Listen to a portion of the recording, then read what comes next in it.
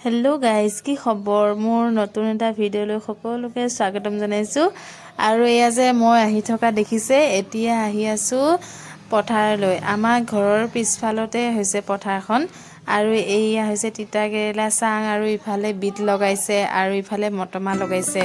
মানে আমাৰ ঘৰৰ পিছফালতে হয় এইখন বাগানখন মানে বেলেগৰ পৰা মানুহে আহি ইয়াতে খেতি কৰিছে আৰু এইটো পথাৰৰ ৰাস্তা মানে ইফালে পথাৰলৈ যাব পাৰে আৰু ইফালে গলে মেইন ৰাস্তা পায়গৈ এয়া বৌ আৰু মায়ে ইয়াতে ধান কাটিয়ে আছে ৰ'দটো বহুত দিছে কাৰণে অকমান সময় ঘৰতে থাকি মই আৰু অলপ লেটকৈ আহিছো এইফালে আহিব লাগে আৰু এয়া মায়ে ধান কাটিয়ে আছে এজনী বৌয়ে ধান কাটি আছে আৰু মই ধান কাটিব আহিলো বৌ লগতে এয়া কাটি আছো আমি ইয়াত লাচি কাটি গৈ আছো আপোনালোকৰ ইফালে কি ক'ব জনাবচোন আমি এনেকে লাচি কাটা বুলি কওঁ আৰু এনেকে পেলাই থৈ গলে মুঠি নাবানিলে বিশেষকৈ পথাৰত আহি কিন্তু ভালো লাগে আমাৰ মাকৈ খেতি কৰিছো মোৰ যদি ভিডিঅ'বোৰ আপোনালোকে চাই থাকে তেন্তে গম দেখা পাব আৰু মাকৈ খেতি কেনেকৈ কৰিছো কি কৰিছো সব দেখুৱাম আপোনালোকক আৰু এতিয়া অকমান ধান কাটি অলপ বহি ল'বলৈ আহিছো লগতে আকৌ ইহঁত দুজনীও আহিলে বৌ ছোৱালী দুজনী আৰু এইজনী ডাঙৰজনীহে অকমান ময়ো কাটো বুলি তাইহে কাটিবলৈ গৈছে ইমান কাটিব নোৱাৰে আৰু অলপকৈ কাটিব পাৰে আৰু অলপ কটাৰ পিছতে মায়ে যায় চাহ অলপ লৈ আহিলেগৈ কাৰণ আজি আমি মানে বৌয়ে মই দুইজনেই নোৱাৰো সেইটো কাৰণে মায়ে চাহ বনাই লৈ আনিলেগৈ আৰু সৰুজনীয়ে চাহ খায়ে আছে বুলি ক'ব পাৰি আৰু তাৰপিছত আমিও বহিলো চাহ খাবলৈ আপোনালোকে যদি মোৰ ভিডিঅ'বোৰ চাই ভাল পায় তেন্তে লাইক কমেন্ট শ্বেয়াৰ আৰু সাবস্ক্ৰাইব কৰিব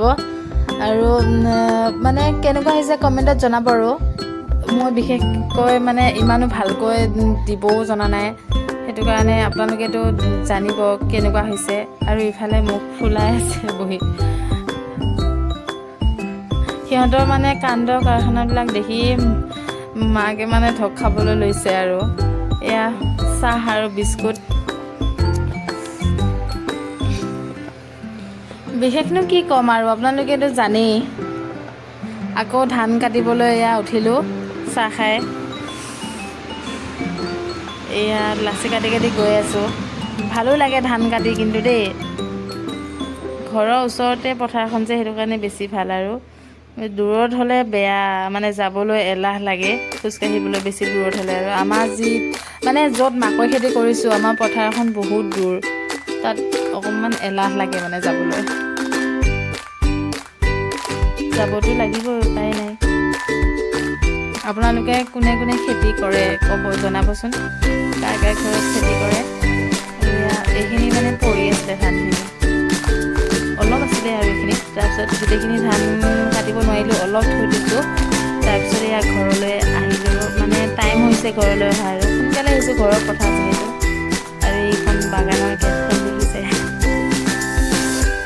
এইখন তিতা কেৰেলা চাং দেখুৱাইছে যাওঁতে আপোনালোকক এইফালে পানী দি আছে ওপৰৰ পৰা পাইপ লগাই ইয়াতে শাক পাচলি মানে পাকঘৰত যিমান যি শাক পাচলি লাগে আৰু চব পোৱা যাব চব পাই ইয়াতে আৰু ওপৰতে চাংখন আছে তাত ধুনীয়া ডাঙৰ কোমোৰা লাগি আছে আৰু ঘৰ পালেং